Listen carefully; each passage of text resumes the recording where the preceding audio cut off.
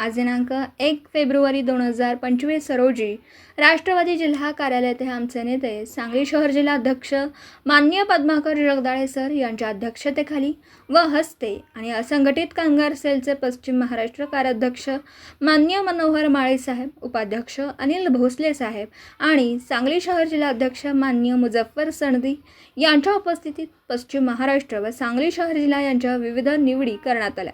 तसेच यावेळी विभागीय आढावा बैठकही घेण्यात आली। सांगली शहर जिल्हा अध्यक्ष जगदाळे सर यांनी नवनियुक्त पदाधिकारी यांनी राष्ट्रवादी काँग्रेस पार्टीचं ध्येय व धोरण तळागाळातील लोकांपर्यंत पोहोचवावं आणि कामगारांच्या न्याय आणि हक्कासाठी आवाज उपस्थित करावा। कामगार हक्क कायदे आणि योजना यांची माहिती विभागीय कार्याध्यक्ष माळी साहेब व सांगली जिल्हा अध्यक्ष सनदी यांनी दिली।